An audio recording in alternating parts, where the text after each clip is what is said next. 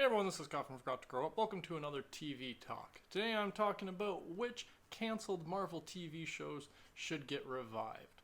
So in the last week, I think or a week or a couple weeks, we've gotten a little bit of news about Marvel TV. What was it called? Cloak and Dagger was just recently canceled, and that came after The Gifted was already canceled, and I think they've got it lined up for the pretty much almost all of Marvel TV to get absorbed by Marvel Studios, which I gotta be honest, 2 years ago I didn't think that was gonna happen, but it did. They decided to kind of break it all up, and that means we've got a bunch of canceled stuff that from our time of having Marvel TV.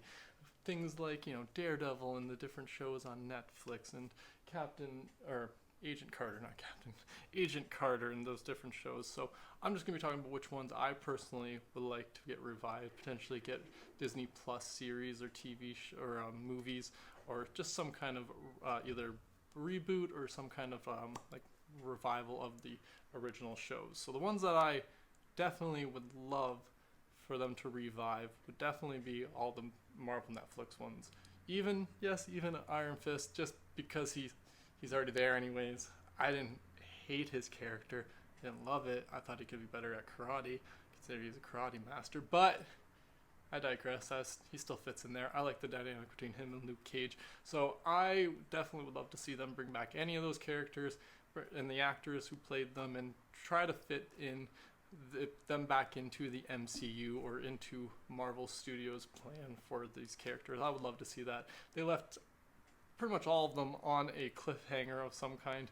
Well, Daredevil was kind of left in an okay enough way for me, at least, where it's kind of like, oh yeah, he's going to keep going on Daredeviling, but we had a pretty big cliffhanger with Luke Cage and Iron Fist, and I want to see both those resolved. So, and Jessica Jones, I can't remember how the last season ended, so I'd still like to see it more of it, because I like, I'm so bad with names, actress who played Jessica Jones. So yeah, I'd really love to see those ones revived. I'd also like to see Agent Carter brought back. This one was canceled so long ago. This is one of the first, I think maybe even the first Marvel TV show to get canceled only after 2 seasons, which for me was a big disappointment back then because we had so few Marvel TV shows then. Then we got the Netflix ones coming out after that, which kind of overshadowed it, I think, a little bit. But I still really enjoyed the premise of that, like being in the MCU in the, was it 40s, 30s, 40s? I'm so bad with years. But yeah, I just liked seeing that kind of different era of the MCU and getting to be able to see like kind of the little bit of ties, the ways they would try to tie it in with like the Howling Commandos and different things and Hydra and stuff like that, and connecting it to the future of the MCU. So I really liked having that kind of the time, or the one set out of time, that is. So yeah, I would really like to see that. It has been quite a bit. It has been, I can't even remember. It's probably been at least 5 years since that one was canceled. So that would be a little bit more of a difficult time for them to reboot that show per se. But I would like to see some kind of use of the character again. I know we are getting a Peggy Carter as Captain America or Captain Britain, What If, but I would love to see her maybe reprise the role as well. Maybe we see a little bit of her and Cap's time together after Endgame. Spoiler alert. But yeah, so those are the ones I'd definitely like to see of the Marvel TV shows I'd like to see revived. The ones that I don't really care if they do anything with are the ones pretty much I haven't watched yet, which is Cloak and Dagger, The Runaways, and The Gifted.